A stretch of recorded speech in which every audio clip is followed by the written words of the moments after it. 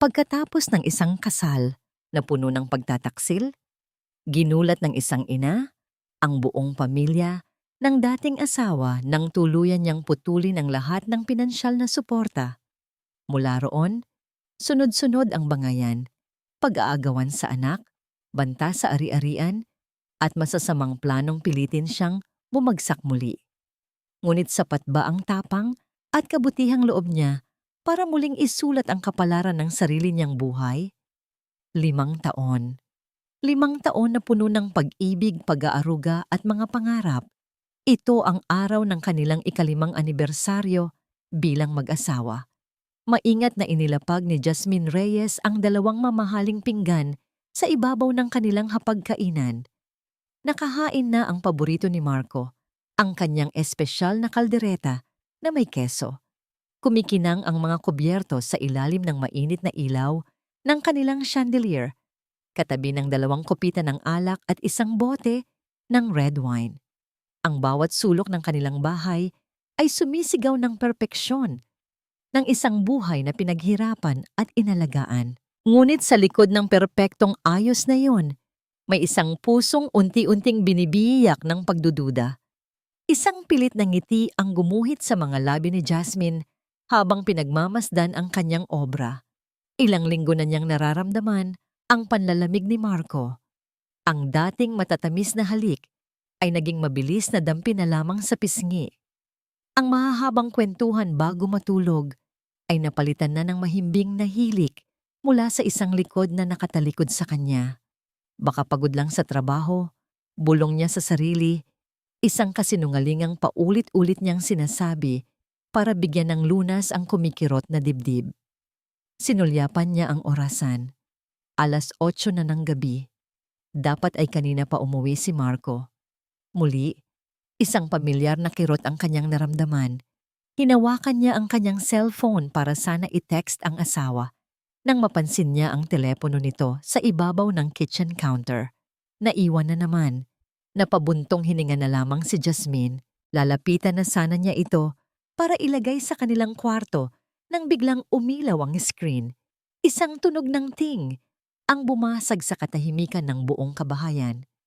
Isang mensahe. Hindi niya ugaling pakialaman ang gamit ng asawa. Para sa kanya, ang tiwala ay pundasyon ng kanilang pagsasama. Ngunit sa pagkakataong yon, tila may isang malakas na puwersang humihila sa kanya na tingnan kung ano ang nasa screen. Dahan-dahan, na parang isang magnanakaw sa sarili niyang pamamahay, lumapit siya. Hindi na niya kinailangang buksan. Ang mensahe ay malinaw na nakasulat sa lock screen mula sa isang pangalang pamilyar sa kanya, si Isabel, ang bago nitong sekretarya sa opisina. Mahal, kailan mo sasabihin kay Jasmine ang tungkol sa atin at sa baby? Ang mga salita ay tila mga punyal na sabay-sabay tumusok sa kanyang puso. Ang hangin sa kanyang baga ay biglang naubos. Ang mga tuhod niya ay nanghina.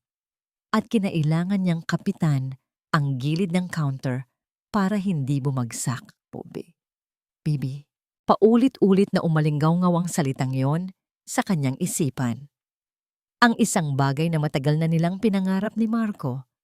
Ang isang bagay na ipinagdasal niya gabi-gabi. Ang isang bagay na ipinagkait sa kanya ng tadhana. Ngunit ngayon ay ipinagkakaloob sa babae ng kanyang asawa. Nabitawan niya ang hawak na baso ng tubig. Ang tunog ng nabasag na salamin sa sahig ay kasabay ng pagkadurog ng kanyang buong pagkatao. Ang perpektong hapunan, ang mamahaling alak, ang 5 taon ng kanilang pagsasama.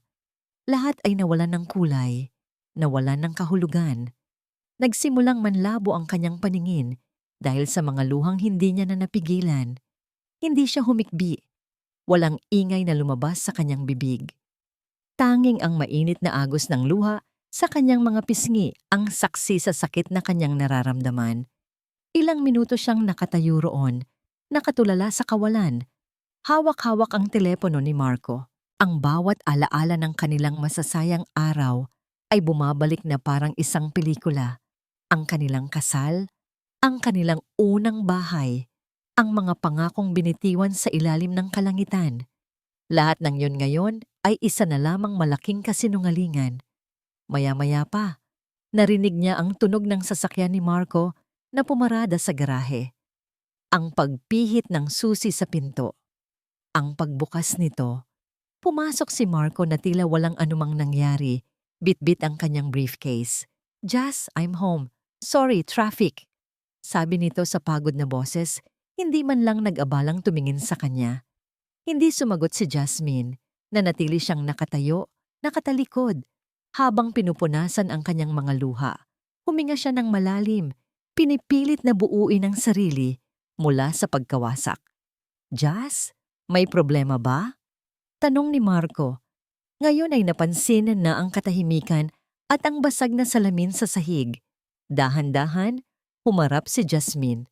Ang mga mata niya ay namumugto, ngunit walang bahid ng pagmamakaawa. Sa halip, merong isang malamig na determinasyon na ngayon lang nakita ni Marco sa kabuuan ng kanilang pagsasama.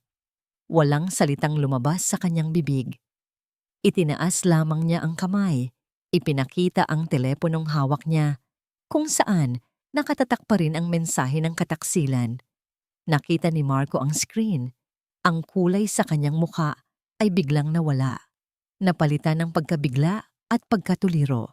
Ibinaling niya ang tingin mula sa telepono patungo sa mga mata ni Jasmine, mga matang puno ng sakit, ng mga tanong na hindi na kailangan pang bigkasin. Sandaling namayani ang katahimikan, isang katahimikang mas mabigat pa sa anumang sigaw. Tanging ang mahinang pagtulo ng alak mula sa nabasag na kopita sa sahig ang maririnig. "Jazz." Nagsimulang magsalita si Marco.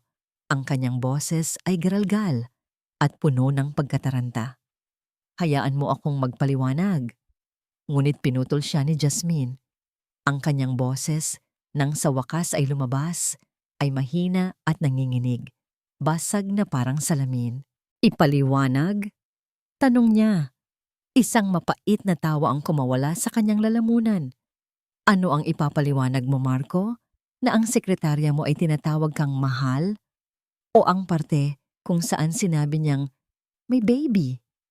Ang bawat salita ay parang asido na sumusunog sa dila ni Jasmine. Ang sakit ay napakabigat, napakatindi, na halos hindi na niya makilala ang sariling boses. "Pakiusap, Marco. Sabihin mo sa akin na hindi totoo to." Pagmamakaawa niya, ang huling hibla ng pag-asa ay pilit na kumakapit. "Sabihin mong nagkamali lang siya ng text, na hindi ikaw ang tinutukoy niya." Nag-iwas ng tingin si Marco. Hindi niya kayang salubungin ang mga mata ng asawa. Ang kanyang pananahimik ay isang malinaw na pag-amin, isang kumpirmasyong bumasag sa natitirang piraso ng puso ni Jasmine. "Bakit?" Bulong ni Jasmine. Ang mga luha ay muling bumalong at walang tigil ng umagos. 5 taon, Marco. Binigay ko sa iyo ang lahat. Minahal kita nang higit pa sa sarili ko. Saan ako nagkulang? Sa halip na sagutin ang tanong, isang malalim na buntong hininga ang pinakawalan ni Marco. Tiningnan niya ang magarbong hapunan na inihanda ni Jasmine. Tiningnan niya ang kabuuan ng kanilang perpektong bahay. At sa huli, tiningnan niya si Jasmine. Ang kanyang muka ay hindi na nagpapakita ng pagsisisi, kundi ng isang malamig na pagod. Ang pagbabago sa kanyang ekspresyon ay mas masakit pa kaysa sa katotohanan ng kanyang kataksilan. Ang init ng pagmamahal na dati niyang nakikita sa mga mata nito ay ganap ng naglaho. Sa wakas, nagsalita siya. Ang kanyang boses ay walang emosyon, patag at malayo. "Mabuti na rin at nalaman mo." Natigilan si Jasmine. Ang mga salitang yon ay sampal na mas matindi pa sa anumang pisikal na sakit. Isang sampal na gumising sa kanya mula sa isang panaginip na matagal na palang naging isang bangungot. At pagkatapos, idinugtong ni Marco ang mga salitang tuluyang pumatay sa lahat ng natitirang pag-asa sa puso ni Jasmine. Ang mga salitang wawasak sa kanyang mundo at magiging simula ng kanyang pinakamahabang gabi. "Pagod na ako, Jasmine. Ang mga salitang pagod na ako, Jasmine, ay tila isang malupit na sumpang umalingaw-ngaw sa isipan ni Jasmine sa loob ng sumunod na mga linggo. Bawat gabi, naririnig niya ito bago siya matulog. Bawat umaga, ito ang bumubulabog sa kanyang diwa. Hindi na siya umiiyak. Ang pighati ay napalitan ng isang manhid at malamig na pakiramdam na parang ang puso niya ay nabalutan ng yelo para pigilan itong muling madurog. Mabilis at walang kabuhay-buhay ang naging proseso ng kanilang paghihiwalay. Sa loob ng opisina ng abogado, pakiramdam ni Jasmine ay nanonood lamang siya ng isang pelikula tungkol sa buhay ng ibang tao. Nakaupo si Marco sa kabilang dulo ng lamesa, kasama ang sarili nitong abogado, at ni minsan ay hindi nag-abalang salubungin ang kanyang mga mata. Ang lahat ng pinag-usapan ay tungkol sa pera, sa mga ari-arian, sa mga investment, mga bagay na dati ay simbolo ng kanilang mga pangarap, ngunit ngayon ay mga numero na lamang sa isang piraso ng papel. Okay na yan, sabi ni Marco sa abogado nito. Walang bakas ng anumang emosyon. Basta't mapunta sa kanya ang bahay at ang sustento para kay Leo. Wala na akong habol. Para kay Leo, hindi para sa kanya. Malinaw na para kay Jasmine, isa na lamang siyang transaksyon na kailangang tapusin. Isang abala na kailangang alisin sa landas nito patungo sa bago nitong buhay. Nang iabot sa kanya ang mga papeles para pirmahan, sandali siyang natigilan. Ang buong pangalan niya, Jasmine Reyes Velasco, ay nakatatak sa itaas. Ang pagpirma niya rito ay hindi lang pagtatapos ng isang kasal, kundi pagtatapos ng isang buong kabanata ng kanyang buhay. Huminga siya ng malalim, kinuha ang ballpen, at sa isang mabilis, ngunit mariing galaw, inilagda ang kanyang pangalan. Sa pag-angat niya ng panulat, pakiramdam niya ay may isang mabigat na kadena siyang tinanggal sa kanyang puso. Paglabas nila ng gusali, naghiwalay sila ng landas na parang dalawang estranghero. Walang paalam, walang huling sulyap. Tapos na. Ngunit hindi pa pala.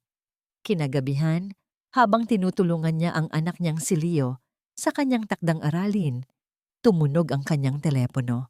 Isang numerong pamilyar na pamilyar sa kanya. Ang pangalang Cora Velasco ay lumitaw sa screen. Nagdalawang isip si Jasmine kung sasagutin ba ito. Ngunit naisip niya si Leo. Para sa kapakanan ng bata, kailangan niyang maging sibilisado. "Hello, tita?" Sagot niya. Pilit pinapanatili ang formalidad. "Jasmine." Ang boses sa kabilang linya ay malamig at may awtoridad. "Pumunta ka rito sa bahay bukas ng hapon. Mag-uusap tayo. Kailangan nating ayusin ang mga bagay-bagay bilang isang pamilya." "Tita, wala na po tayong dapat pag-usapan. Tapos na ang lahat." Mahinahon niyang sagot. "May apo ako sa'yo, Jasmine." Tumaas ang boses ni Cora. "At kahit ano pa ang nangyari, mananatili kang ina ng aking apo. Kaya kung iniisip mo ang kapakanan ni Leo, darating ka." 3:00 ng hapon at ibinaba nito ang telepono. Kinabukasan, sa kabila ng pag-aalinlangan, nagtungo si Jasmine sa mansyon ng mga Velasco. Ang bahay na dati niyang itinuring na pangalawang tahanan ay tila naging isang dayuhang lugar. Ang bawat muebles, bawat litratong nakasabit sa dingding, ay sumisigaw ng mga alaalang ngayon ay nilason na ng kataksilan. Naabutan niya silang lahat sa sala. Si Cora, nakaupo sa paborito nitong silya na parang isang reyna sa kanyang trono. At sa tabi nito, si Marco, nakayuko at hindi makatingin ng diretso. Ang kapaligiran ay mabigat, puno ng tensyon na halos hinihiwa ng kutsilyo. "Mabutit dumating ka." Simula ni Cora, ang kanyang boses ay walang bahid ng anumang init. "Nandito tayo para pag-usapan ang kinabukasan ng pamilya." "Anong pamilya po ang tinutukoy ninyo?" Hindi napigilan ni Jasmine na itanong. Isang matalim na tingin ang ipinukol sa kanya ni Cora. "Huwag kang bastos, Jasmine. Ang pamilyang ito ang nagbigay sa iyo ng marangyang buhay. Ang pamilyang ito ang nagbigay sa iyo ng apelyido. At ang pamilya rin pong ito ang sumira sa buhay ko. Ganti ni Jasmine, ang boses niya ay nagsisimula nang manginig sa pinipigilang galit. Tumawa si Cora, isang tawang mapanghamak. Ikaw ang sumira sa sarili mo. 5 taon, Jasmine. 5 taon kaming naghintay. Ngunit ano ang ibinigay mo sa amin? Isang lalaki. Hindi mo man lang kami nabigyan ng isang tagapagmanang babae na magdadala ng pangalan ng mga Velasco sa susunod na henerasyon. Natigilan si Jasmine. Hindi siya makapaniwala sa kanyang naririnig. Ang usapan ay napunta sa kasarian ng kanyang anak. At ngayon, pagpapatuloy ni Cora, ang kanyang mga salita ay tila mga latigong humahagupit sa pagkatao ni Jasmine. Huwag kang magmalinis. Dahil sa pagkukulang mo, napilitan ng anak ko na humanap sa iba nang hindi mo kayang ibigay. Tumigil na kayo, tita. Pakiusap ni Jasmine. Ang kahihiyan at galit ay naghahalo sa kanyang dibdib. Ngunit hindi pa tapos si Cora.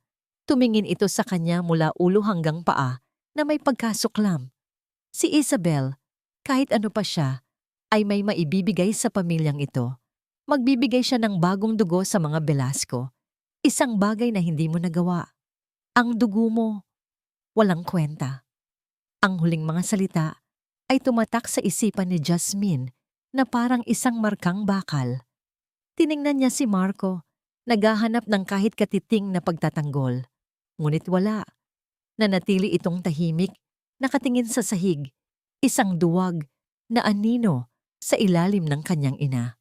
Sa sandaling iyon, ang natitirang pagmamahal ni Jasmine para kay Marco ay ganap na naglaho, napalitan ng sukdulang pagkamuhi. Tumayo si Jasmine, nanginginig ang buong katawan. Tapos na po ba kayo? Tanong niya. Ang boses ay malamig na parang yelo, ngunit bago pa siya makatalikod, may inilapag si Cora sa lamesa. Isang puting sobre. Hindi pa, sabi ni Cora. Ang kanyang tono ay bumalik sa pagiging kalmado at kalkulado. Iyan ang listahan ng aming buwanang gastusin. Ang bayad sa kuryente, tubig, internet, ang sweldo ng mga katulong, ang allowance namin ni Marco. Inaasahan kong ipagpapatuloy mo ang pagbabayad sa lahat ng yan. Konsiderasyon na lang para sa 5 taon na tinuring ka naming pamilya. Hindi makapagsalita si Jasmine. Kinuha niya ang sobre, nanginginig ang kamay.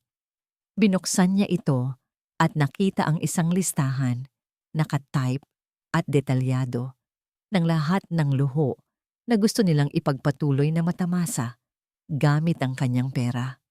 Ang kahihiyan ay biglang napalitan ng isang nag-aalab na galit. Isang galit na hindi niya panaramdaman sa buong buhay niya. Tumingin siya kay Cora, pagkatapos ay kay Marco. Walang pagsisisi sa kanilang mga mukha. Tanging kasakiman at isang nakakasukang pakiramdam ng karapatan. Hindi na siya nagsalita. Mahigpit na hinawakan ng papel. Tumalikod siya at naglakad palabas ng mansyon. Bawat hakbang ay papalayo sa kasinungalingan at papalapit sa isang desisyong babago sa kanilang lahat. Ang pagmamaneho pawi mula sa mansyon ng mga Velasco ay malabo sa isipan ni Jasmine. Ang tanging nararamdaman niya ay ang bigat ng sobre sa kanyang bag at ang init ng galit na kumakalat sa kanyang buong sistema. Ang mga salita ni Cora Velasco, walang kwentang dugo, ay paulit-ulit na tumatatak sa kanyang utak. Isang permanenteng mantsa na hindi na mabubura. Pagpasok niya sa bago nilang apartment, isang maliit ngunit malinis na espasyo sa isang simpleng kondominium. Naabutan niya si Leo na naglalaro sa sahig. Masayang pinapatunog ang mga laruang kotse nito. Ang inosenteng tawa ng kanyang anak, ang tanging bagay na pumigil sa kanya mula sa tuluyang pagguho. Mommy, you're home. Masayang bati ni Leo. Tumakbo ito para yakapin ang kanyang mga binti. Yumuko si Jasmine at niyakap ng mahigpit ang anak. Isinubsob ang kanyang muka sa malambot na buhok nito. Sa amoy pa lang ni Leo, sa init ng munting katawan nito, Humugot siya ng lakas. Para sa batang ito, kailangan niyang maging matatag. Para sa kanya, lalaban siya. Matapos niyang patulugin si Leo, naupo si Jasmine sa maliit nilang sala. Inilabas niya ang sobre at muling binasa ang listahan. Bawat item ay parang isang sampal sa kanyang mukha. Monthly dues for golf club, 20,000 Cora Velasco's personal shopping allowance, 50,000 Marco Velasco's car maintenance and gas, 30,000.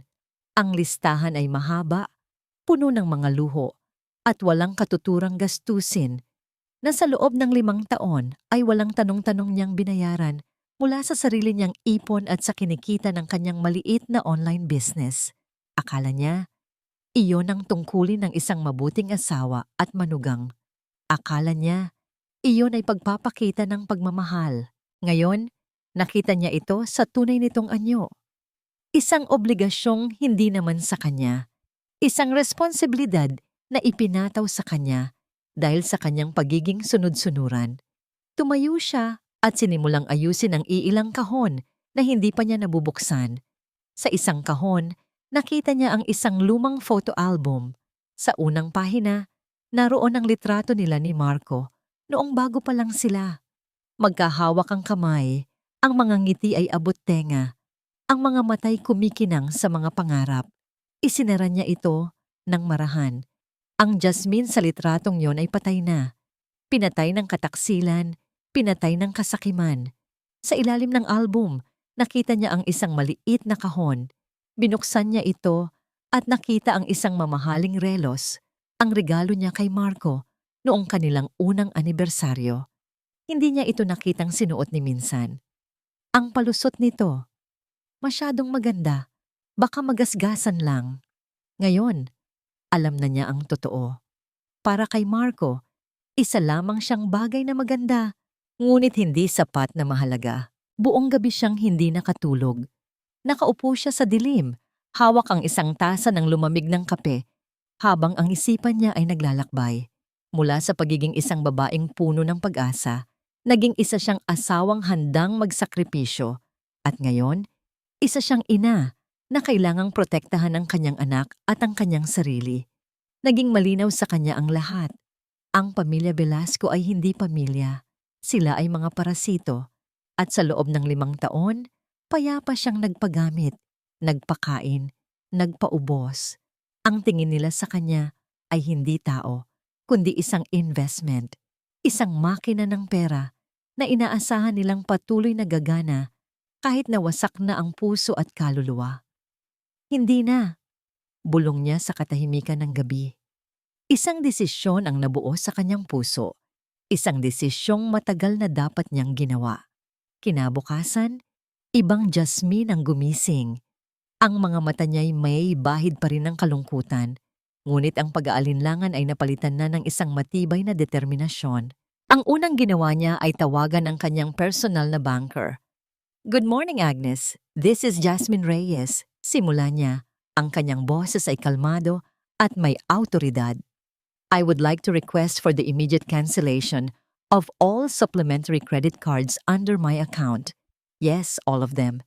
Effective today." Pagkatapos noon, tinawagan niya ang kanyang abogado. "Attorney, I have a decision." Sabi niya, diretsahan at walang paligoy-ligoy.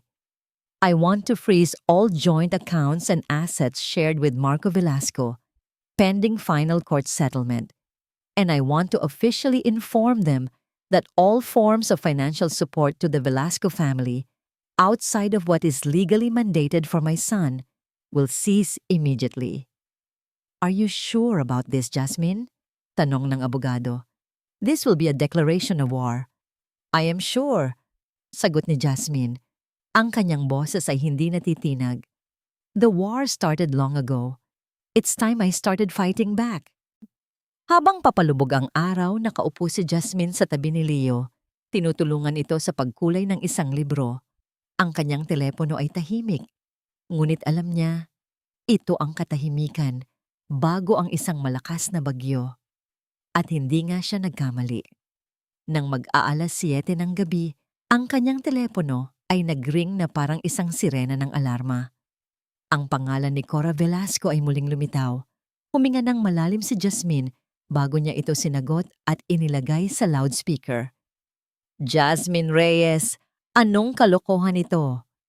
Ang sigaw mula sa kabilang linya ay napakalakas na, kahit si Leo ay napatingin. Good evening, tita. Mahinahong sagot ni Jasmine. Anong good evening? Tinanggihan ang credit card ko sa grocery. Tinawagan ko ang bangko at sinabing, kinansela mo lahat. Anong karapatan mong gawin ito? May usapan tayo. Wala po tayong usapan, Tita Cora. Kalmadong tugon ni Jasmine, habang hinahaplos ang buhok ni Leo para pakalmahin ito. Ang ibinigay ninyo ay isang listahan ng mga demands. At ako, bilang isang pribadong mamamayan na wala ng legal na kaugnayan sa inyo, ay may karapatang tumanggi. Sinisira mo ang pamilya namin. Pinapahiya mo kami. Patuloy na sigaw ni Cora. Sa puntong yon, isang bagay sa loob ni Jasmine ang pumutok. Ang lahat ng sakit, lahat ng kahihiyan, lahat ng galit ay nagsama-sama sa isang malinaw at matatag na tinig. The family you're talking about destroyed me first. Sabi niya, ang bawat salita ay may bigat. This is not your family anymore. This is not your money. This is my life. And starting today, I am taking it back. Bago pa makasagot si Cora, pinindot na ni Jasmine ang pulang end call button. Ibinaba niya ang telepono sa mesa. Isang malalim na katahimikan ang bumalot sa kanilang apartment. Tumingin siya kay Leo na nakatitig sa kanya nang may pag-aalala. Ngumiti si Jasmine, isang tunay na ngiti sa unang pagkakataon sa loob ng maraming linggo. It's okay, anak, sabi niya sa malambing na boses. Everything's going to be okay now. Sa gabing iyon, sa unang pagkakataon mula nang gumuho ang kanyang mundo, nakatulog si Jasmine ng mahimbing. Ang mga kadena na matagal na gumapos sa kanya ay sa wakas ay naputol na. Alam niyang simula pa lang ito ng isang mas mahabang laban. Ngunit sa unang pagkakataon, hindi na siya natatakot. Dahil sa unang pagkakataon, hindi na siya biktima. Siya na ang may hawak ng sarili niyang kapalaran. Ang naging resulta ng pagputol ni Jasmine sa suportang pinansyal ay mas mabilis at mas malala pa sa kanyang inaasahan. Ang katahimikan sa sumunod na araw ay hindi tanda ng pagsuko, kundi isang paghahanda para sa isang ganap na digmaan. Makalipas ang 2 araw, habang abala si Jasmine sa pag-aasikaso ng mga order para sa kanyang online business, isang tawag mula sa kanyang abogado ang gumimbal sa kanyang mundo.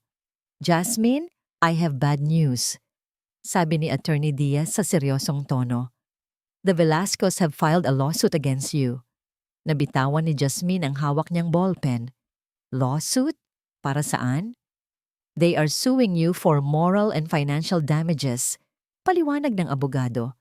Ayon sa kanila, ang biglaan mong pagputol ng suporta ay nagdulot sa kanila ng matinding stress, kahihiyan, at pagkalugi. They are demanding a re-evaluation of your marital assets, claiming na may mga hidden investments ka na hindi mo idineklara noong divorce. Hindi makapaniwala si Jasmine. That's absurd! Wala akong tinatago. At anong damages? Sila ang sumira sa akin. I know, Jasmine. This is a classic harassment tactic. Gusto ka nilang takutin? Gusto nilang pilitin kang ibalik ang suporta. Sagot ni Attorney Diaz. But there's more. At ito ang mas mabigat. Huminga ng malalim ang abogado. They are also petitioning for temporary custody of your son, Leo. Sa puntong yun, parang binuhusan ng nagyayelong tubig si Jasmine. Ang lahat ng lakas na kanyang inipon ay biglang naglaho. Si Leo, ang kanyang anak. Ang tanging bagay na hindi niya kayang isugal. On what grounds? Nanginginig niyang tanong. They are claiming you are emotionally unstable and financially irresponsible after the divorce. Gagamitin nila ang pagputol mo ng suporta bilang ebidensya na hindi ka nag-iisip ng tama at inuuna mo ang galit kaysa sa kapakanan ng pamilya. Ang mundo ni Jasmine ay umikot. Ang mga Velasco ay hindi lang mga buwitri na nag-aabang sa yaman. Sila ay mga demonyong handang gawin ang lahat, kahit gamitin pa ang isang inosenteng bata para lang makuha ang kanilang gusto. Ang digmaan ay hindi na lang sa korte. Lumabas ito sa publiko. Nagsimula sa mga text message mula sa mga dati niyang kaibigan sa alta sosyedad. Jazz, totoo ba? You kicked them out of their own house daw. OMG, I heard you left Marco with nothing. Grabe ka naman. Pagkatapos ay sumunod ang mga tawag, mga kamag-anak ng mga Velasco na tumatawag para sumbatan siya, para tawagin siyang walang utang na loob, isang manggagamit na pagkatapos makuha ang apelido ay tinalikuran na ang pamilya.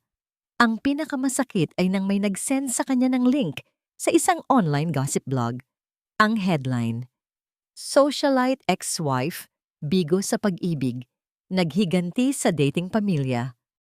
Ang artikulo ay puno ng mga kasinungalingan, na siya daw ang may third party, na siya ay isang asawang pabaya, at ang pagputol niya ng tulong ay dahil sa sobrang selos kay Isabel na nagdadalang tao. Para siyang sinasaksak ng paulit-ulit. Ang kanyang pangalan, ang kanyang pagkatao, ay dinudungisan sa harap ng buong mundo. Gusto niyang sumigaw, gusto niyang ipagtanggol ang sarili, pero alam niyang lalo lang lalaki ang gulo. Ang tunay na takot ay dumating isang hapon habang sinusundo niya si Leo mula sa eskwelahan. Mula sa malayo, natanaw niya ang isang pamilyar na figura na nakatayo malapit sa gate ng paaralan. Si Cora Velasco. Nakasuot ito ng itim na bestida at malalaking sunglasses, ngunit kahit nakatalikod ay kilalang-kilala ni Jasmine ang tindig nito. Agad na kumabog ng malakas ang kanyang dibdib. Nagmamadali niyang nilapitan si Leo na papalabas pa lang ng classroom. "Anak, let's go home quickly," sabi niya. Pilit nang ngumingiti para hindi makahalata ang bata. "But mommy, si Lola!" Masayang sabi ni Leo, itinuturo si Cora. Huli na. Nakita na sila ni Cora. Tinanggal nito ang salamin at ngumiti ng matamis kay Leo, isang nangiting hindi kailanman nakita ni Jasmine para sa kanya. "Leo! Apo ko!" Malambing na tawag ni Cora, lumalapit sa kanila. "Lola!" Sigaw ni Leo. Akmang tatakbo palapit dito, pero mabilis siyang hinawakan ni Jasmine sa kamay. "Don't you dare come near my son," mariin at mahinang sabi ni Jasmine. Ang kanyang mga mata ay nag-aapoy sa galit habang nakatingin kay Cora. Ngumisi si Cora, isang ngangising mapang-asar. "Bakit, Jasmine? Natatakot ka bang malaman ng apo ko kung anong klaseng ina meron siya? Umalis na kayo dito," sabi ni Jasmine. Hinihila si Leo palayo. Ngunit yumuko si Cora para maging kapantay ni Leo. "Leo, apo?" sabi nito sa malumanay na boses na puno ng pagkukunwari. "Don't worry, Lola is here. Lola will fix everything. Hindi ka pababayaan ni Lola kahit paanong gawin ng mami mo." Ang mga salitang yon ay laso na direktang itinurok sa isipan ng kanyang anak. Kitang-kita ni Jasmine ang pagkalito sa mukha ni Leo. Buong lakas na hinila ni Jasmine ang kanyang anak palayo. Hindi na pinansin ang mga tingin ng ibang mga magulang at guro sa paligid. Habang isinasakay niya si Leo sa kotse, narinig niya ang huling sigaw ni Cora. "See you in court, Jasmine. Titingnan natin kung kanino ang huling halakhak." Sa loob ng sasakyan, tahimik lang si Leo. Niyakap ni Jasmine ang kanyang anak. Sa sandaling iyon, naramdaman niya ang tunay na takot. Ang mga Velasco ay hindi lang pera ang habol. Gusto nilang kunin ang lahat sa kanya. At ang pinakamahalaga sa lahat, ang kanyang anak, ay nasa gitna ng kanilang malupit na laro. Nang gabing iyon, pagdating ng isang opisyal na sobre sa kanyang pintuan, isang tratora mula sa korte, isang formal na summons para sa isang hearing, alam ni Jasmine na wala ng atrasan. Hindi lang ito laban para sa pera o para sa pangalan. Ito ay isang laban para sa kanyang anak. At sa laban na ito, hindi siya papayag na matalo. Para kay Marco Velasco, ang buhay ay palaging simple. Bilang nag-iisang anak, nakukuha niya ang lahat ng gusto niya. Ang problema ay laging may solusyon. Isang solusyon na karaniwang ibinibigay ng pera ni Jasmine o ng kapangyarihan ng kanyang ina. Ngayon, sa unang pagkakataon, nararamdaman niyang nalulunod siya at walang sino man ang nag-abot ng kamay para sagipin siya. Nakaupo siya sa mamahaling leather na sofa sa sala ng kanilang mansyon, ngunit ang pakiramdam niya ay para siyang nasa isang kulungan. Sa harap niya, ang kanyang ina, si Cora, ay naglalakad pabalik-balik na parang isang gutom na tigre. Hindi ko maintindihan, Marco. Bakit parang baliwala lang sa'yo ang lahat ng ito? Sigaw ni Cora. Huminto ito at hinarap siya ng may nagniningas na mga mata. Pinutol niya ang pera. Pinapahiya tayo sa buong syudad. At ikaw, nakaupo ka lang dyan na parang estatwa. Ma, ano bang gusto niyong gawin ko? Sagot ni Marco.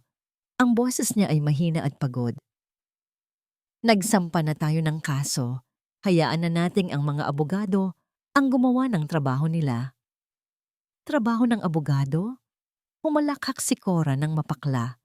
Ang kailangan dito ay gawa ng isang lalaki. Kausapin mo siya. Pilitin mo. Gamitin mo si Leo. May karapatan ka sa batang yon. Ipakita mo sa kanya kung sino ang mas makapangyarihan. Itinuro siya nito sa dibdib. Wala kang bayag. Kung hindi ka kikilos, lahat ng pinaghirapan natin ay mawawala. Kunin mo ang para sa atin, Marco. Maging lalaki ka. Ang mga salita ng kanyang ina ay tumagos sa kanyang pagkatao. Ngunit sa halip na magbigay ng tapang, lalo lang siyang nakaramdam ng pagiging inutil. Paano siya lalaban kung sa simula pa lang ay alam niyang mali siya? Umalis siya ng bahay na yon para takasan ang sermon ng ina. Ngunit ang destinasyon niya ay isa na namang hawla. Ang condominium unit na nirerentahan niya para kay Isabel ay maganda at moderno.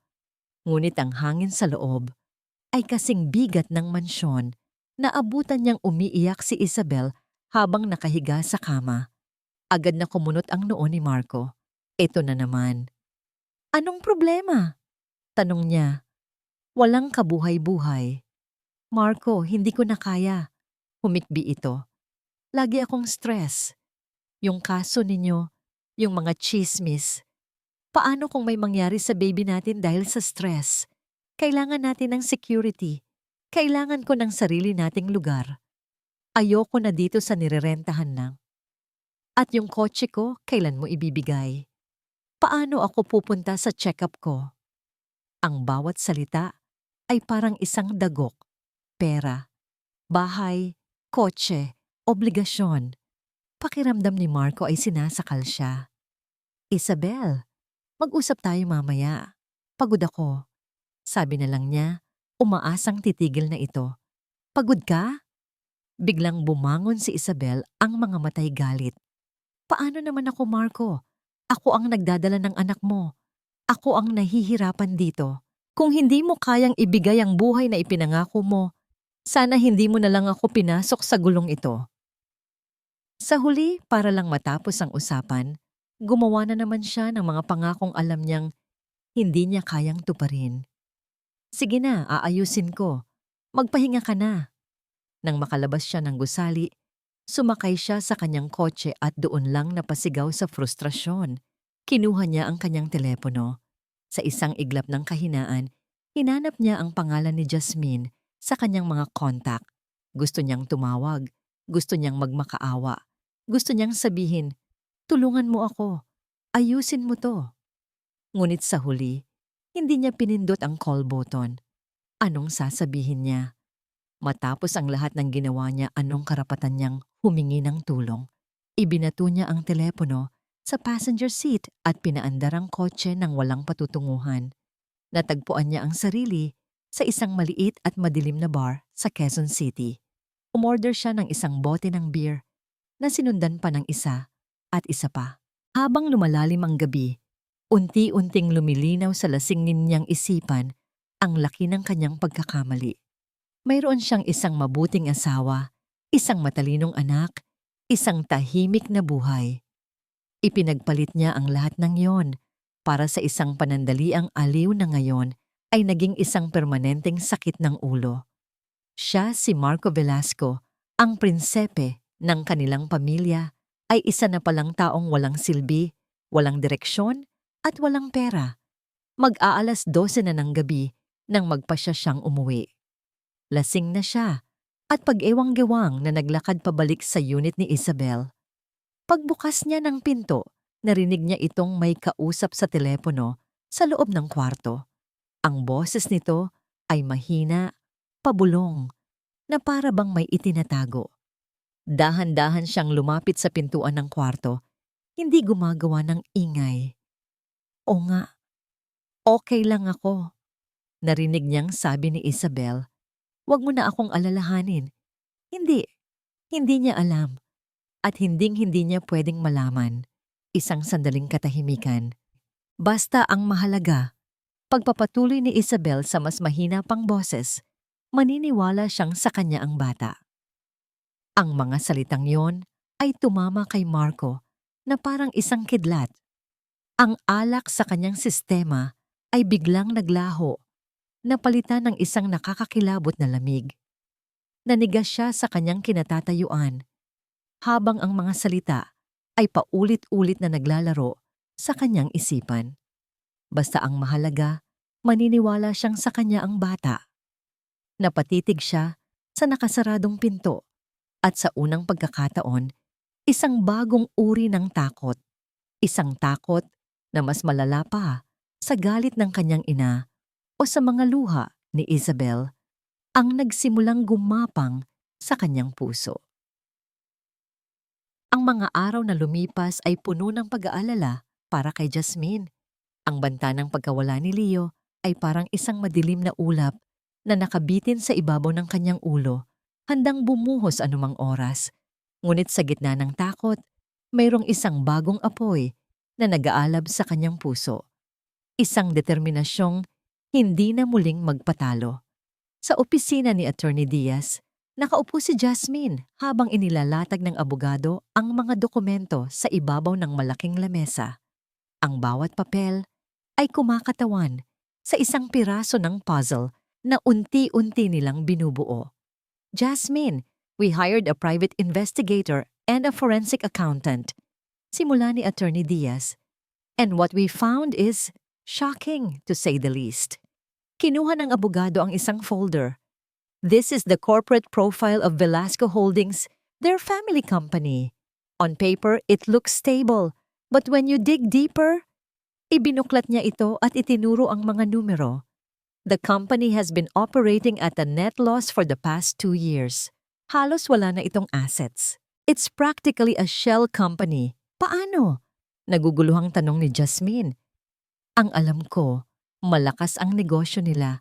Laging sinasabi ni Tita Cora na may mga bago silang investments."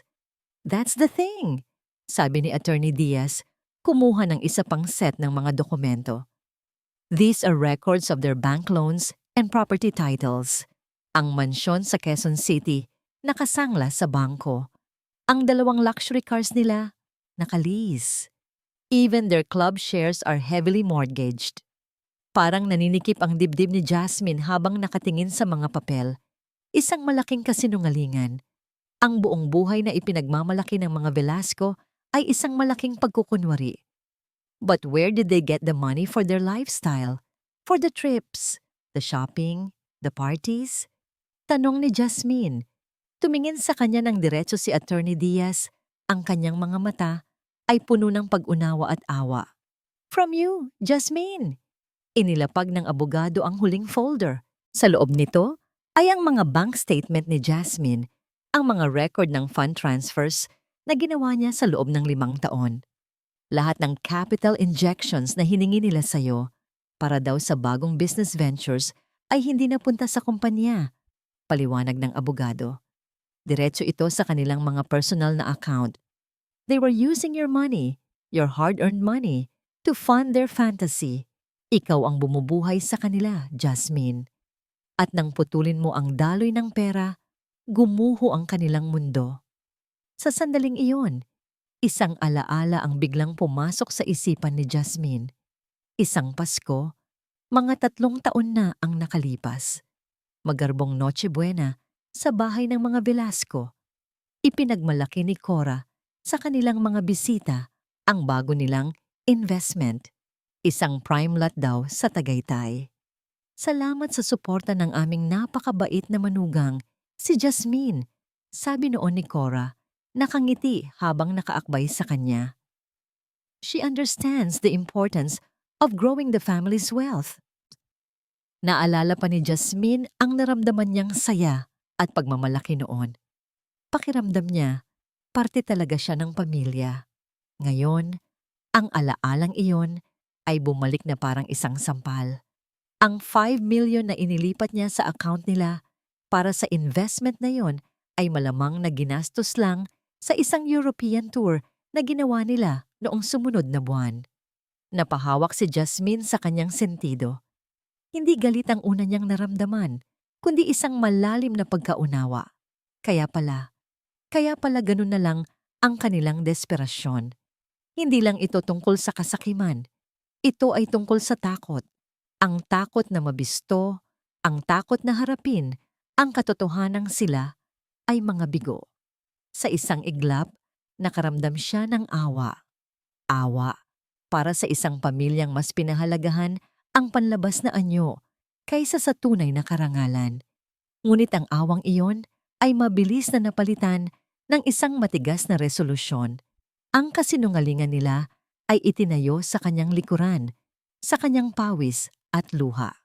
At ngayon, ginagamit nila ang kanyang sariling anak para ipagpatuloy ang panlolokong iyon. Attorney, sabi ni Jasmine, ang kanyang boses ay kalmado, ngunit may bigat na parang bakal. Anong pwede nating gawin dito? We have 2 options, sagot ni Attorney Diaz. We can present this in court to destroy their credibility and prove that their lawsuit is baseless and malicious. Or, we can use this as leverage. Tumingin si Jasmine sa mga dokumento, sa mga katibayan ng panlolokong dinanas niya. Ang isang parte niya ay gustong isigaw ito sa buong mundo, na ipahiya sila tulad ng ginawa nila sa kanya. Ngunit nang maisip niya si Leo, ang gulong idudulot nito sa bata, naging malinaw ang kanyang desisyon. Gagamitin natin yan, sabi niya. Ang kanyang mga mata ay nagpapakita ng isang determinasyong hindi matitinag. I don't want their money. I don't want revenge. I want them to drop the lawsuit. I want them to withdraw the custody case. At higit sa lahat, gusto kong lumayo na sila sa anak ko. That is non-negotiable. Nang gabing iyon, sa unang pagkakataon, sa loob ng maraming linggo, nakaramdam si Jasmine ng kapayapaan. Mayroon na siyang armas, mayroon na siyang kontrol. Ang mga bowitre ay hindi na nakakatakot. Sila ay mga ibon lamang na gawa sa papel, handa ng liparin ng hangin. Nasa kalagitnaan siya ng paghahanda ng hapunan nang tumunog ang kanyang telepono. Isang hindi rehistradong numero. Nag-aalangan man, sinagot niya ito. Hello? Jasmine? Ang boses sa kabilang linya ay garalgal, basag, at puno ng isang emosyong hindi niya pa narinig mula rito. Takot. Marco? Jasmine, please, huwag mong ibababa. Nagmamakaawang sabi nito. Kailangan nating mag-usap, hindi sa telepono. Please, I need to see you. Wala na tayong dapat pag-usapan, Marco. Malamig niyang sagot. Akmang ibababa na ang tawag. Tungkol ito kay Isabel. Mabilis na sigaw ni Marco. Ang kanyang boses ay puno ng desperasyon. May nalaman ako. Isang bagay na kailangan mong malaman. Please, Jasmine. Napatigil si Jasmine. Ang kanyang kamay ay nanigas sa ere. Jasmine, may kailangan kang malaman tungkol kay Isabel. Ang mga salitang binitiwan ni Isabel sa telepono. Basta ang mahalaga, maniniwala siyang sa kanya ang bata, ay naging isang lason na dahan-dahang kumakalat sa isipan ni Marco. Hindi na siya makatulog, hindi na siya makakain. Ang dating mga problema niya tungkol sa pera at sa kanyang ina ay biglang naging walang kwenta kumpara sa isang mas malaki at mas madilim na pagdududa. Sa loob ng 2 araw, nagpanggap siyang normal. Nagpanggap siyang hindi niya narinig ang pag-uusap na yon. Ngunit habang ginagawa niya iyon, ang kanyang mga mata ay naging mapanuri. Ang kanyang mga tainga ay naging mas matalas. Bawat kilos ni Isabel, bawat tawag sa telepono nito, ay kanyang pinagmamasdan. Isang gabi, habang naliligo si Isabel, ang pagkakataong hinihintay niya ay dumating. Ang telepono nito ay naiwan sa ibabaw ng kama. Alam niyang mali. Alam niyang ito ay isang paglabag sa tiwala. Ngunit anong tiwala pa ba ang pinag-uusapan nila? Nanginginig ang mga kamay na kinuha ni Marco ang telepono. Nagdasal siya na sana ay walang password. Ngunit mayroon. Sinubukan niya ang birthday nito. Mali. Ang pangalan niya. Mali. Pagkatapos, sinubukan niya ang isang kombinasyon ng mga numero na sa tingin niya ay imposible. Ang kanilang mansari. Bumukas ang telepono. Isang mapait na ngiti ang gumuhit sa labi ni Marco. Kahit sa panloloko nito, ginagamit pa rin siya. Mabilis niyang pinuntahan ang message inbox. Puno ito ng mga mensahe mula sa mga kaibigan, mula sa ina nito, at mula sa kanya. Walang kahina-hinala. Ngunit hindi siya nakontento. May mga paraan para itago ang mga bagay-bagay. Pinuntahan niya ang recently deleted folder at doon nakita niya ang isang hibla ng katotohanan, isang thread ng pag-uusap sa pagitan ni Isabel at ng kaibigan nitong si Trina. Mula pa noong halos 9 na buwan na ang nakakaraan, ang panahon kung kailan siya nagsimulang magbago. Ang panahon kung kailan naging desperada itong i-formalize ang kanilang relasyon. Trina, girl, sigurado ka na ba dyan? Delikado yung ginagawa mo. Isabel, kailangan kong gawin to. Si Marco, parang hindi seryoso. Laging si Jasmine pa rin. Kailangan ko ng alas. Trina, pero one night stand lang yon, di ba? Paano kung magkaiba ang itsura? Isabel, ano ka ba? Pareho naman silang mestizo. Lulusot to. Basta makuha ko si Marco, ayusin ko na lang ang lahat. Ang bawat salita ay parang suntok sa sikmura ni Marco. Ang hangin sa kanyang baga ay naubos. Ang larawan ng isang lalaking kasama ni Isabel sa isang party, isang dati nitong katrabaho, ay biglang pumasok sa kanyang isip. Mestizo. Oo, mestizo nga. Kasabay ng pagpatak ng tubig mula sa banyo ay ang pagpatak ng malamig na pawis sa noo ni Marco. Ibinaba niya ang telepono sa kama, segundo bago bumukas ang pinto ng banyo. Lumabas si Isabel na nakabalot lamang sa isang tuwalya, nakangiti. Mahal, anong ginagawa mo? Hindi sumagot si Marco. Dahan-dahan niyang kinuha ang telepono at itinapat sa mukha nito. Sino si Mestizo, Isabel? Tanong niya. Ang kanyang boses ay kalmado sa isang paraang nakakatakot. Ang nangiti sa mukha ni Isabel ay naglaho. Namutla ito. Anong sinasabi mo? Pinakialaman mo ang telepono ko? Sagutin mo ako. Sigaw ni Marco. Ang pinipigil niyang galit ay sa wakas sumabog. Kaninong anak yan, Isabel? Kanino? Nagsimulang umiyak si Isabel. Isang pamilyar na eksena. Ngunit sa pagkakataong ito, ang mga luha nito ay hindi na gumagana kay Marco. Marco, hindi totoo yan. Ikaw ang mahal ko. Ikaw ang ama ng anak ko. Huwag mo akong gawing tanga. Sigaw niya. Itinapon ang telepono sa pader. Nabiyak ang screen nito. Nakita ko ang usapan ninyo ni Trina. Ang one night stand. Ang alas mo laban sa akin. Sagot. Sa gitna ng kanyang pagwawala, sa gitna ng takot na makita ang galit ni Marco na hindi niya pa nakikita kailanman, bumigay si Isabel. Humagulgol ito, napaupo sa sahig, at sa pagitan ng mga hikbi ay lumabas ang katotohanan. Nagkamali ako, sigaw nito. Lasing ako noon, at ikaw, hindi ka sigurado sa atin. Lagi mong sinasabi na maghintay tayo. Natakot ako, Marco. Natakot akong iwan mo ako. Akala ko, akala ko, kung mabubuntis ako, pipiliin mo ako. Ang pag-amin na yon ay ang huling patak. Ang lahat ng galit, lahat ng pagod, lahat ng sakit na inipon ni Marco mula kay Jasmine sa kanyang ina at ngayon kay Isabel ay umabot na sa sukdulan. Hindi na siya sumigaw. Isang nakakabinging katahimikan ang bumalot sa kwarto. Tiningnan niya si Isabel na nakaluhod at umiiyak sa sahig. Hindi awa ang nakita niya, hindi galit, kundi pagkasuklam.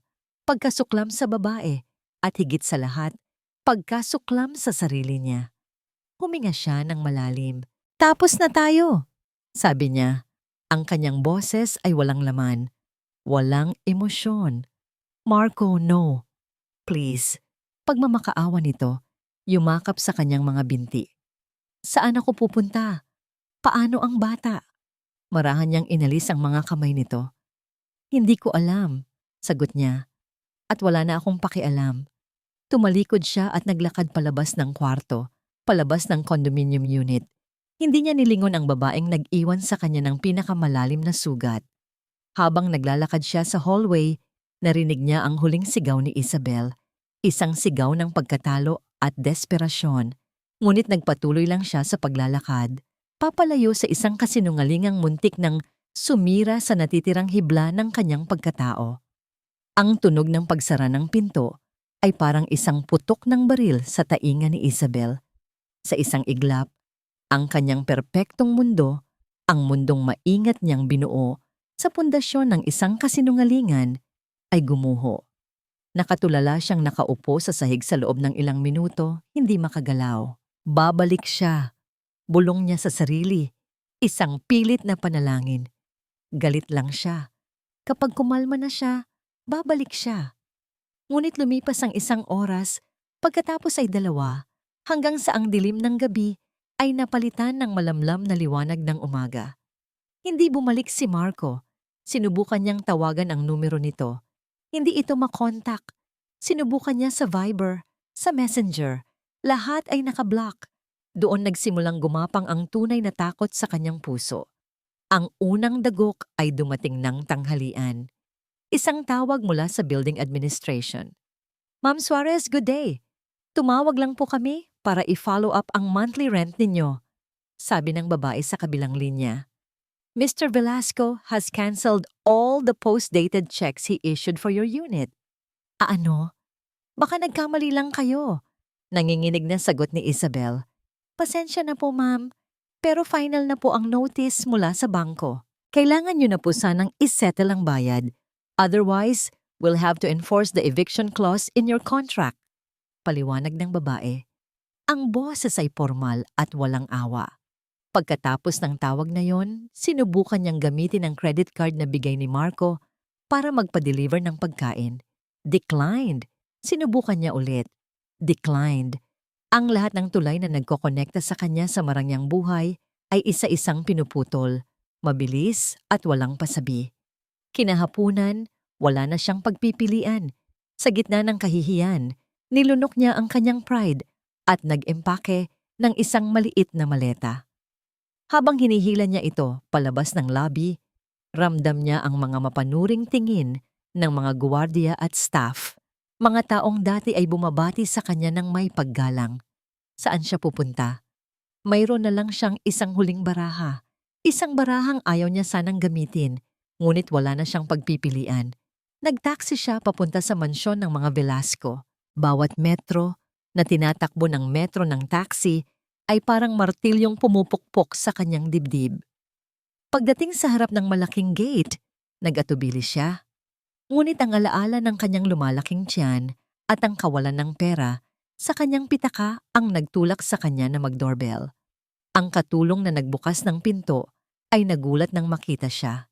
Si Cora Velasco mismo ang sumalubong sa kanya sa may pinto. Ang mukha nito ay kasing tigas ng marmol. Anong ginagawa mo rito? Malamig na tanong ni Cora. Hindi man lang siya pinapasok. Titita? Nagsimulang magsalita si Isabel, ang boses niya ay nanginginig. Kailangan ko po ng tulong. Si Marco po, iniwan niya ako. Isang mapanghamak na tawa ang kumawala sa bibig ni Cora. At ano ang inaasahan mong gawin ko? Ipagtanggol ang isang mandaraya? Isang babaeng ginamit ang sarili niyang anak para manloko? Hindi po totoo yan, tita. Mahal ko po si Marco. Pagmamakaawa ni Isabel, ang mga luha ay nagsimula nang mamuo sa kanyang mga mata. Huwag mong dungisan ang pamamahay ko ng mga kasinungalingan mo, sabi ni Cora. Ang boses nito ay puno ng pagkasuklam. Tapos na ang pakinabang namin sa'yo. Isa kang basura na kailangang itapon. Ngayon, umalis ka na. Please, tita. Buntis po ako. Humagulgol si Isabel. Maawa po kayo sa apo ninyo. Sa pagbanggit ng salitang apo, lalong nag-init ang ulo ni Cora. Huwag mong matawag-tawag na apo ko ang bastarda mong yan, sigaw nito. Kumuha ito ng pera mula sa kanyang pitaka, ilang piraso ng 1,000 piso, at ibinato ito sa paanan ni Isabel. Ang mga perang papel ay sumayaw sa hangin bago lumapag sa maruming semento. Ayan, sabi ni Cora. Ang bawat salita ay tila isang dura sa muka. Para sa pamasahe mo pabalik sa probinsya, bumalik ka sa kung saang putik ka man nanggaling. Pagkasabi niyon, marahas na isinara ni Cora ang pinto. Iniwan si Isabel na nakaluhod at umiiyak sa labas ng gate. Ang kahihiyan ay mas masakit pa sa gutom na kanyang nararamdaman. Wala na siyang ibang maisip. Kinuha niya ang kanyang telepono at tinawagan ang numero ng lalaking tunay na ama ng kanyang dinadala. Nagring ito ng 1 beses, pagkatapos ay naputol. Sinubukan niya ulit. Diretso na ito sa voicemail. Na-block na rin siya. Nagsimula siyang maglakad ng walang direksyon. Ang bigat ng kanyang tiyan, ang bigat ng kanyang mga problema, ang bigat ng kanyang pagsisisi ay halos magpabuwal sa kanya. Natagpuan niya ang sarili sa isang parke sa Quezon City, umupo sa isang bench habang pinapanood ang mga pamilyang masayang naglalaro. Isang pagkakamali, isang kasinungalingan. At ngayon, sinira nito ang lahat.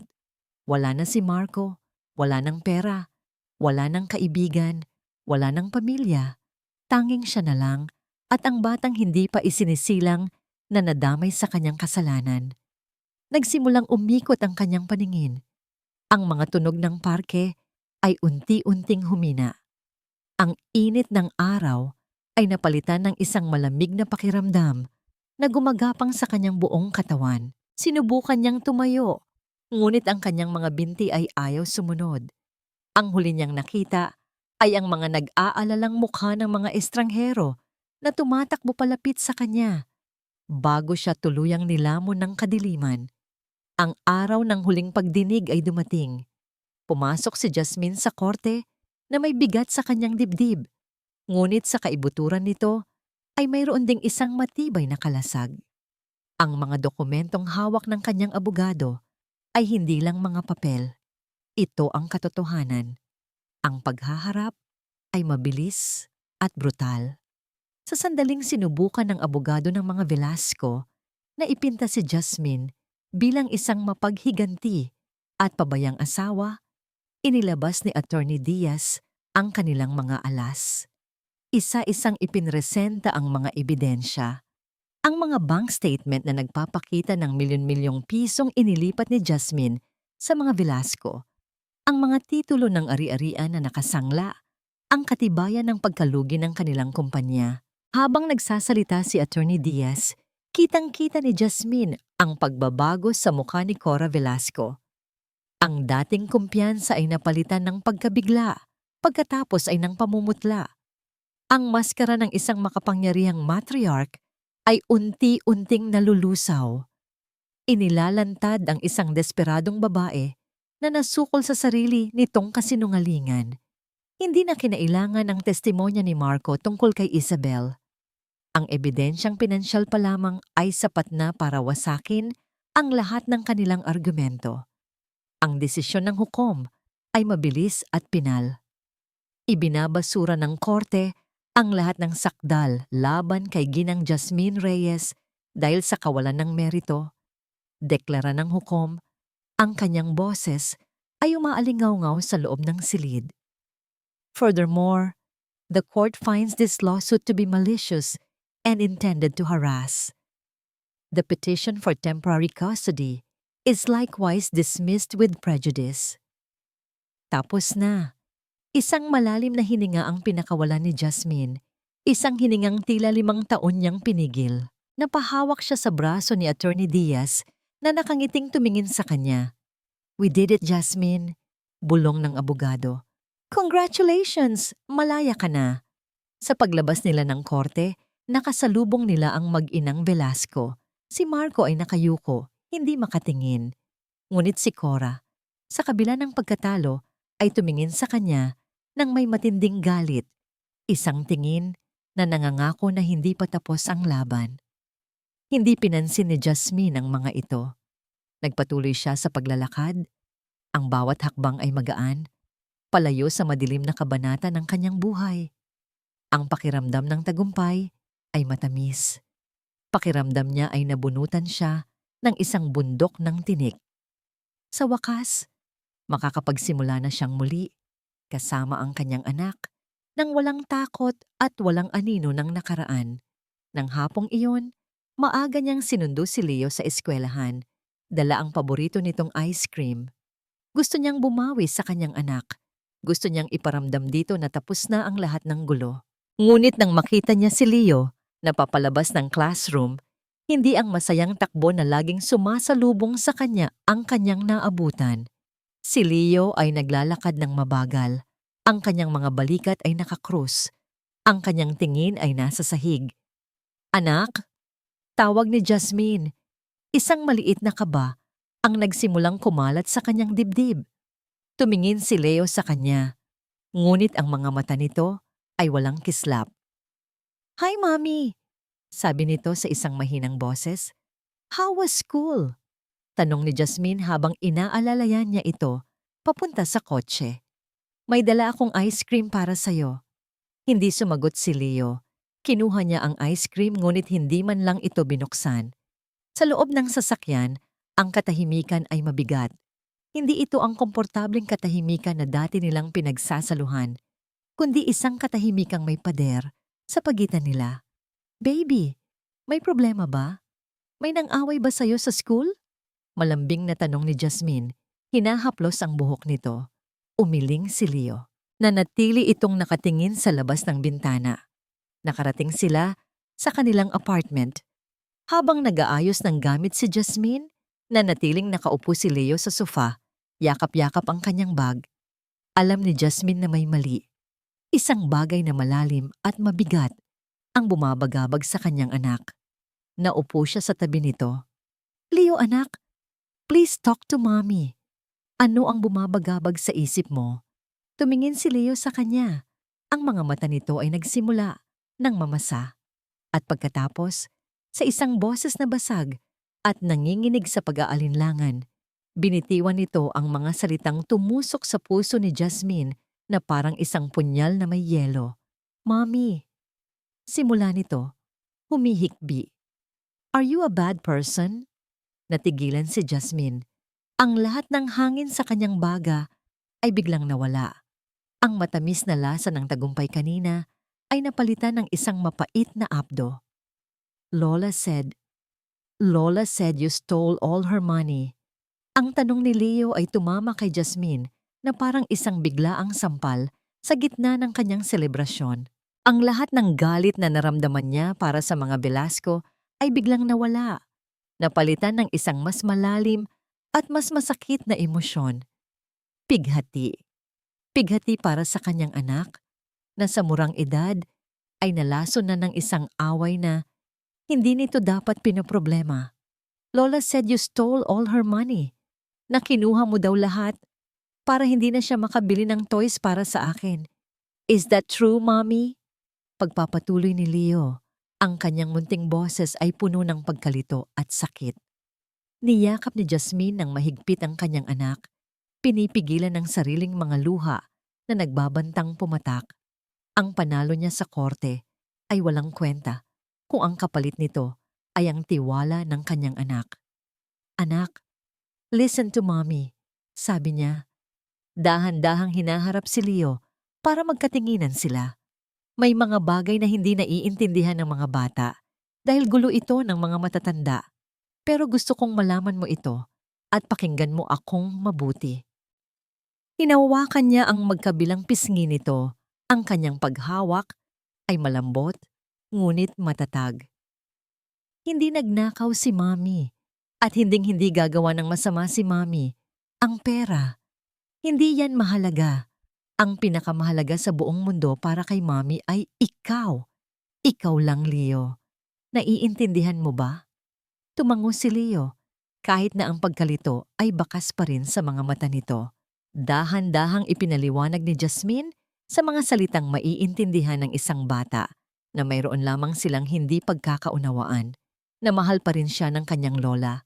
Ngunit sa ngayon, kailangan muna nilang dalawa na bumuo ng sarili nilang masayang mundo, malayo sa gulo. Nang gabing iyon, matapos niyang patulugin si Leo, naupo si Jasmine sa dilim. Ang tagumpay ay may kasamang pait. Nanalo siya sa batas, ngunit pakiramdam niya ay natalo siya sa puso ng kanyang anak. Naramdaman niya ang bigat ng pagiging isang solong ina, ang responsibilidad na protektahan ang isang inosenteng isipan mula sa lason ng mundo. Nasa kalagitnaan siya ng pag-iisip nang tumunog ang kanyang telepono. Isang kaibigan niyang nurse sa isang pampublikong ospital sa Quezon City ang tumatawag. "Jas, gising ka pa?" tanong ng kaibigan niya. "Oo, bakit? May problema ba?" "Wala naman. Medyo weird lang kasi tong nangyari. May dinala kasing babae dito kanina na himatay daw sa parke. Buntis, walang dalang ID, walang kasama. Tinanong namin kung sino ang pwedeng tawagan, pero ayaw niyang magsalita. Ang weird lang kasi, ang ganda ng suot niya. Parang hindi bagay dito sa public ward." "Bakit mo naman ako tinawagan?" nagtatakang tanong ni Jasmine. "Ewan ko. Bigla lang kitang naisip. Alam mo na, baka sakaling may alam ka sa mga ganitong sitwasyon." Ang pangalan daw niya ay Isabel Suarez. Ang pangalan ay tumama kay Jasmine na parang kulog. Sandali siyang hindi nakapagsalita. Ang hawak na telepono ay nanlamig sa kanyang kamay. Isabel, sa isang pampublikong ospital, mag-isa. Ang babaeng sumira sa kanyang pamilya, ang dahilan ng lahat ng kanyang sakit. Ngayon, ay nasa isang kalagayang kahabag-habag. "Jas, andyan ka pa?" tanong ng kaibigan niya. "Oo, sige. Salamat sa info. Matututulog na ako." Mabilis na sagot ni Jasmine kahit alam niyang malabong dalawin siya ng antok. Pagkababa ng telepono, naglakad siya pabalik-balik sa kanyang sala. Ang isipan niya ay isang malaking gulo. Isang parte niya ang nagsasabi, buti nga sa kanya. Karma. Ito na ang ganti ng langit para sa lahat ng sakit na idinulot niya. Naalala niya ang mensahe sa telepono, ang mga mapanghamak na salita ni Cora, ang bawat gabing umiiyak siya sa unan. Nararapat lang kay Isabel ang lahat ng ito. Ito ang kabayaran. Ngunit sa gitna ng nag-aalab na damdamin, isang imahe ang pumasok sa kanyang isip. Ang malungkot at nalilitong mukha ng kanyang anak na si Leo. Ang lason na itinanim ni Cora sa isipan ni Leo ay ang parehong lason na sasalubong sa batang dinadala ni Isabel paglabas nito sa mundo. Isang sanggol. Isang batang walang kasalanan na madadamay sa gulo ng mga matatanda. Kinaumagahan, pagkahatid niya kay Leo sa eskwela, natagpuan niya ang sarili na nagmamaneho hindi papunta sa kanyang opisina. Hindi niya alam kung bakit, ngunit ang manibela ay kusanang lumiko. Ang mga gulong ng sasakyan ay tila may sariling isip na nagtungo sa direksyon ng ospital. Pumasok siya sa ospital. Ang amoy ng gamot at disinfectant ay sumalubong sa kanya. Tinanong niya ang pangalan ni Isabel Suarez sa nurse station at itinuro siya sa isang common ward, isang mahabang silid na puno ng mga pasyenteng magkakatabi. At doon, sa isang kama, sa pinakasulok, nakita niya ito. Si Isabel ay nakahiga, nakatalikod sa lahat. Ang mamahalin nitong damit ay lukot na. Ang buhok na dati laging nakaayos ay magulo. Ang balat na dati makinis ay maputla. Mukha itong pagod, talunan, at higit sa lahat nag-iisa. Huminto si Jasmine sa paanan ng kama. Ang tunay na kalayaan na pagtanto niya sa sandaling iyon ay hindi matatagpuan sa paghihiganti. Matatagpuan ito sa pagpapatawad, hindi para sa taong nagkasala, kundi para sa sariling kapayapaan. Tahimik siyang tumalikod. Lumabas siya ng ward, lumabas ng ospital, ngunit hindi siya umuwi. Naglakad siya papunta sa isang maliit na karinderya sa tapat at bumili ng isang mainit na lugaw na may itlog at manok. Kumuha rin siya ng isang bote ng tubig.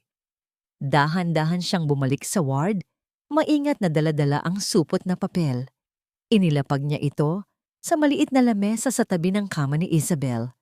Ang mainit na singaw mula sa lugaw ay nagbigay ng kaunting init sa malamig na hangin ng silid.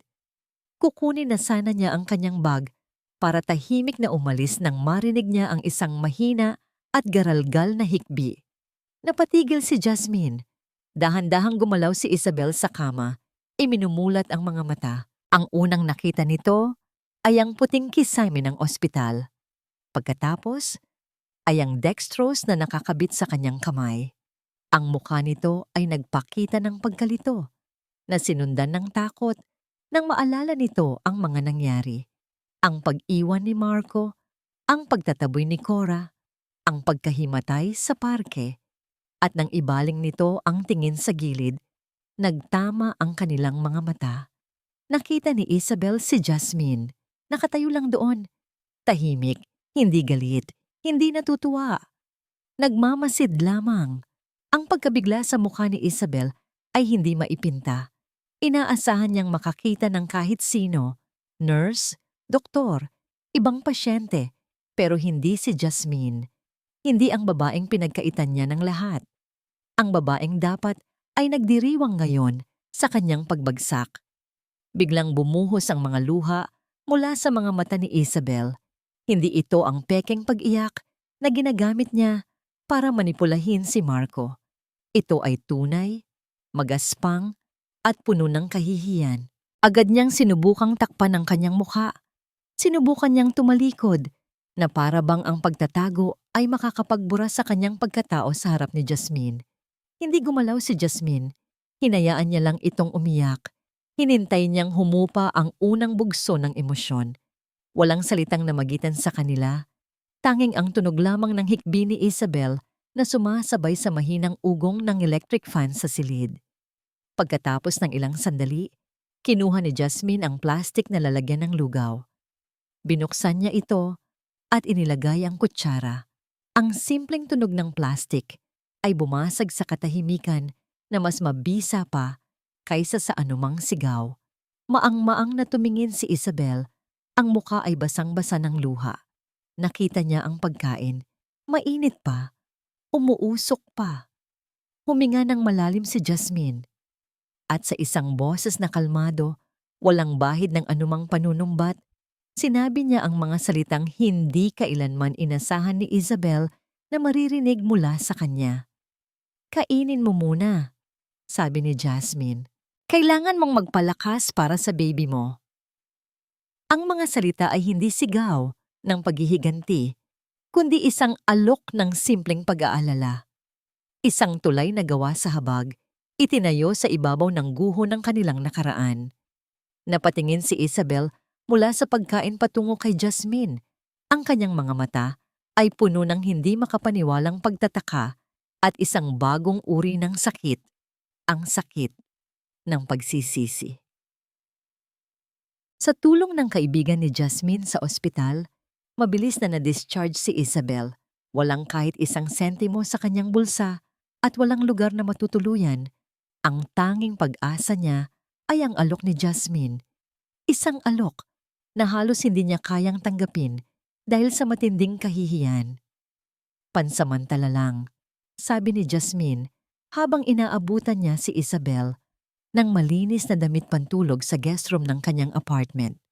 Hanggang sa makahanap ka ng sarili mong lugar at makatayo sa sarili mong mga paa. Hindi makapagsalita si Isabel. Tanging ang mga luhang tahimik na dumadaloy sa kanyang mga pisngi ang naging sagot. Ang babaeng dapat niyang kaaway ay ang siya palang nag-iisang taong nagpakita sa kanya ng kabutihan sa gitna ng kanyang pagkawasak. Ang sumunod na 2 araw ay puno ng isang kakaibang katahimikan. Si Isabel ay halos hindi lumalabas ng kwarto, nahihiyang magpakita. Si Jasmine naman ay ipinagpatuloy ang kanyang buhay. Inaasikaso si Leo, nagtatrabaho sa kanyang online business na para bang normal ang lahat. Ngunit sa likod ng normalidad na yon, mayroong isang hindi nakikitang pagbabago. Ang pagtulong niya kay Isabel ay hindi isang obligasyon, kundi isang ehersisyo sa pagpapalaya ng sarili. Bawat tasa ng sabaw na inaabot niya rito, bawat kumot na inaayos niya para dito, ay isang hakbang papalayo sa galit na matagal nang bumihag sa kanya. Ngunit ang kapayapaang ito ay hindi para magtagal. Ang balita, tulad ng apoy sa tuyong damuhan, ay mabilis na kumalat.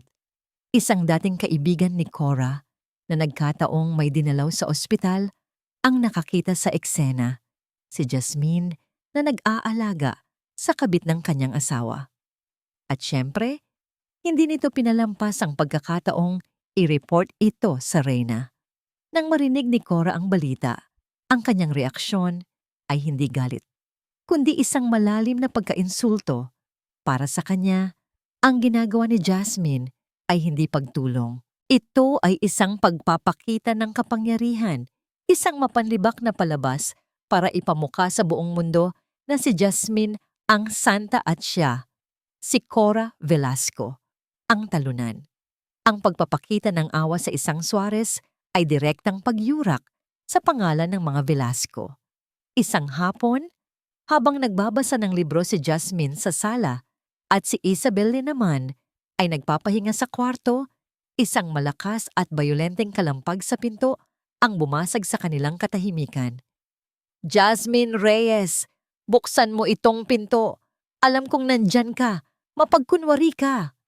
Ang sigaw ni Cora ay umalingaw-ngaw sa buong hallway, matinis at puno ng lason. Napatayo si Jasmine. Mula sa kwarto lumabas si Isabel na namumutla sa takot. Si Tita Cora, nanginginig na sabi ni Isabel. Huminga ng malalim si Jasmine. Tiningnan niya si Isabel at sinabing, "Pumasok ka muna sa kwarto. Ako ang haharap sa kanya." Sa halip na matakot, isang kakaibang kapayapaan ang bumalot kay Jasmine. Tapos na ang panahon ng kanyang pagkatakot. Naglakad siya papunta sa pinto. Hindi nag-aalinlangan. Pagbukas niya ng pinto, isang nag-aapoy na Cora Velasco ang sumalubong sa kanya. "Napakawalang hiya mo," sigaw ni Cora, akmang susugurin siya. "Ano itong nababalitaan ko? Kinukup-kup mo ang basurang yan. Para ano? Para ipahiya ako? Para ipamukha sa lahat na ikaw ang mabait at kami ang masama?" Kalmadong hinarap ni Jasmine ang kanyang dating biyenan. "Good afternoon, Tita Cora. Gusto niyo po bang pumasok muna?" Ang mahinahong imbitasyon ni Jasmine ay lalong nagpainit sa ulo ni Cora. "Huwag mo akong daanin sa pagkukunwari mo. Itaboy mo ang babaeng yan ngayon din." "Hindi ko po gagawin yan," sagot ni Jasmine. Ang kanyang boses ay hindi tumataas, ngunit puno ng awtoridad. "Wala na po kayong karapatang utusan ako." "Wala akong karapatan?"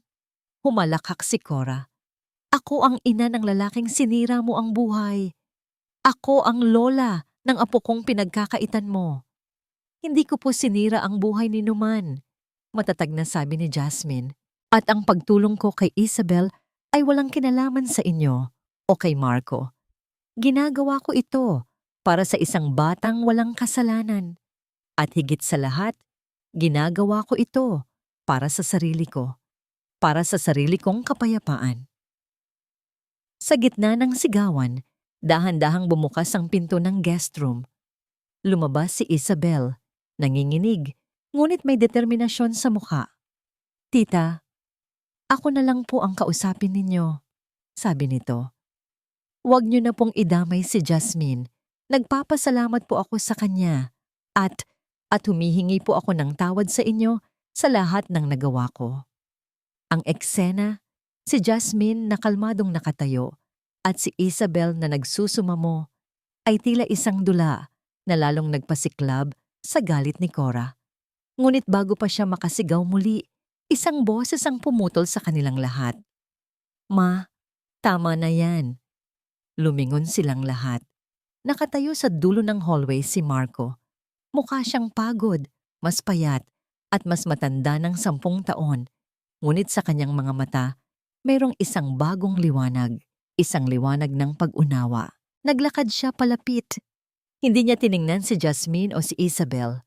Ang kanyang mga mata ay nakatuon lamang sa kanyang ina. Mula sa kanyang bulsa, kumuha siya ng isang sobrang lukot. Inabot niya ito kay Cora. "Ano to?"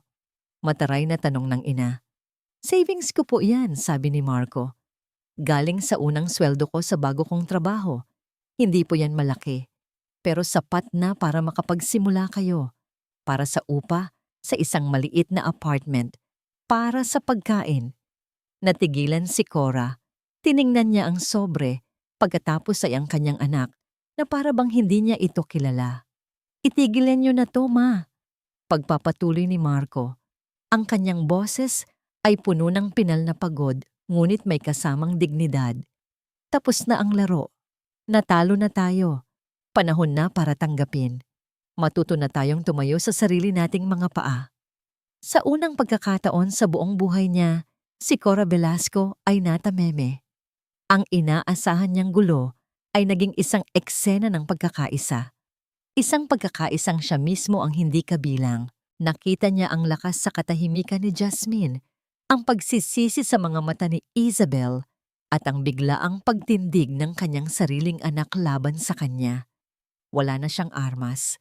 Wala nang masabi. Nanginginig ang mga kamay na hinawakan niya ang sobre. Hindi na siya muling tumingin sa kanila. Walang salitang namutawi. Marahan siyang tumalikod at naglakad palayo. Bawat hakbang ay mabigat. Ang anino ng isang reynang nawalan ng korona at kaharian. Lumipas ang 6 na buwan. Ang marahas na bagyong dumaan sa buhay ni Jasmine Reyes ay tuluyan ng humupa, nag-iwan ng isang kalmadong karagatan at isang mas maliwanag na kalangitan.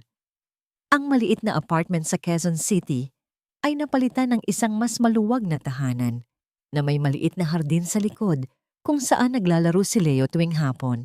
Sa garahe, sa halip na isang luxury sedan, nakaparada ang isang simpleng van na ginagamit ni Jasmine para sa kanyang bagong negosyo.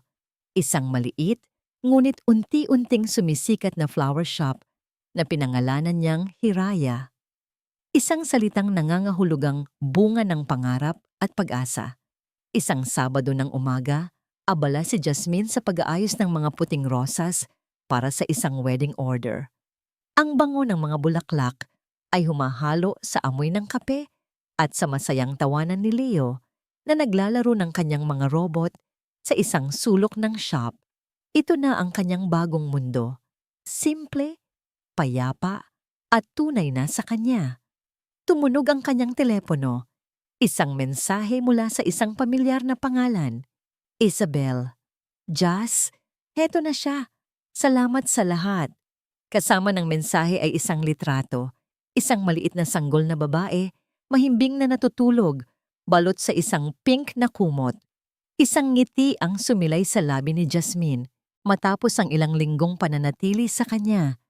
Nakahanap si Isabel ng trabaho bilang isang call center agent at isang maliit na kwartong mauupahan malapit sa pinagtatrabahuhan nito. Hindi na sila madalas magkita, ngunit paminsan-minsan ay nagpapadala ito ng mensahe para mangumusta. Isang maliit na sinulid ng koneksyon na nabuo mula sa abo ng kanilang nakaraan. Nireplyan niya ito. "Congratulations, Belle. She's beautiful." Maya-maya pa, Isang pamilyar na kotse ang huminto sa tapat ng shop. Bumaba si Marco. Malaki ang ipinagbago nito. Ang dating makisig na anyo ay napalitan ng isang mas simpleng pananamit. Ang kayabangan sa kanyang mga mata ay napalitan ng isang malalim na pagpapakumbaba. "Hi!" Bati niya, bahagyang nahihiya. "Ready na ba si Champ?" "Daddy!" Masayang sigaw ni Leo. Tumakbo ito palapit at yumakap sa binti ng ama. Tuwing Sabado ay araw ng kanilang pagkikita.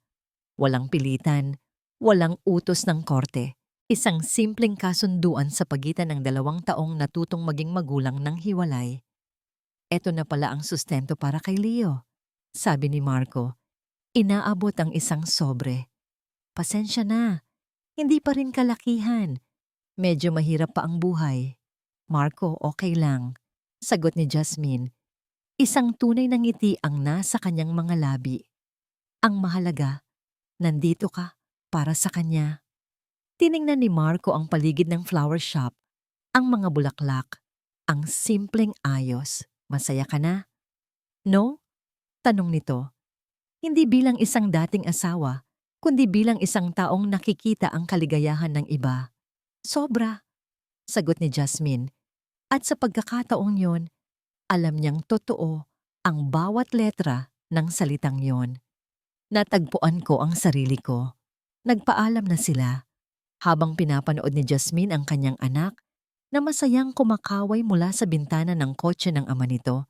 Walang bahid ng kirot o galit sa kanyang puso. Tanging kapayapaan. Naiwan siyang mag-isa sa shop. Kumuha siya ng isang tasa ng kape at naupo sa isang maliit na upuan sa labas, kung saan tanaw niya ang paglubog ng araw. Naalala niya ang babaeng minsan ay umiyak sa sahig ng kanyang kusina. Ang babaeng minsan ay hinarap ang pang-iinsulto ng isang buong pamilya. Ang babaeng minsan ay naniwalang ang halaga niya ay nakabase sa pagmamahal ng ibang tao. Ang babaeng yon ay malayo na. Ang pagpapatawad pala na pagtanto niya ay hindi isang regalo na ibinibigay mo sa iba. Ito ay isang regalong ibinibigay mo sa iyong sarili. Ang pagpapatawad kay Marco, kay Cora, at lalo na kay Isabel, ang siyang tuluyang nagpalaya sa kanya. Hindi na siya ang asawa ni Marco Velasco. Hindi na siya ang manugang ni Cora Velasco. Siya si Jasmine Reyes, isang ina, isang negosyante, isang babaeng bumangon mula sa abo. Hindi para maghiganti, kundi para muling mamukadkad, mas matatag, mas maganda, at mas buo kaysa dati. Huminga siya ng malalim, nilalasap ang bango ng mga bulaklak at ang lamig ng papalapit na gabi. Sa wakas, pagkatapos ng mahabang panahon, ang kanyang puso ay tahimik na. At sa katahimikang yon, natagpuan niya ang isang kaligayahang walang katumbas, isang kaligayahang hindi nakasalalay sa pera, sa apelyido, o sa pag-ibig ng iba, kundi sa pagmamahal na sa wakas ay natutunan niyang ibigay sa kanyang sarili. Isang bagong umaga ang dumating, at para kay Jasmine, ito ay simula pa lamang. Ipinapakita ng kwentong ito na gaano man kalala ang pagtataksil o pangmamaliit. Ang isang taong may dignidad at pusong mabuti ay palaging makakahanap ng landas tungo sa pagbangon. Nang piliin ng isang ina na putulin ang lahat ng hindi patas na pagkakabit at muling buuin ang sariling buhay habang ipinaglalaban ng anak, hindi lamang yun paghihiganti, kundi isang matapang na pahayag ng tunay na halaga ng sarili. At sa huli, sa kabila ng sakit na ibinigay ng iba, pinili pa rin niyang maging mabuti, isang kabutihang nagbalik sa kanya ng kapayapaan at hustisyang nararapat. Ang masasama ay may kaparusahan at ang mabubuti laging may gantimpala. Ano ang naramdaman ninyo sa paglalakbay na ito ng katatagan? Kung kayo ang nasa ganitong sitwasyon, kaya ba ninyong ipaglaban ang inyong sarili at ang inyong anak? At higit sa lahat, kamusta kayo ngayon? Sana ay ligtas kayo, payapa ang puso, at patuloy na nakakahanap ng lakas sa sarili ninyong kwento.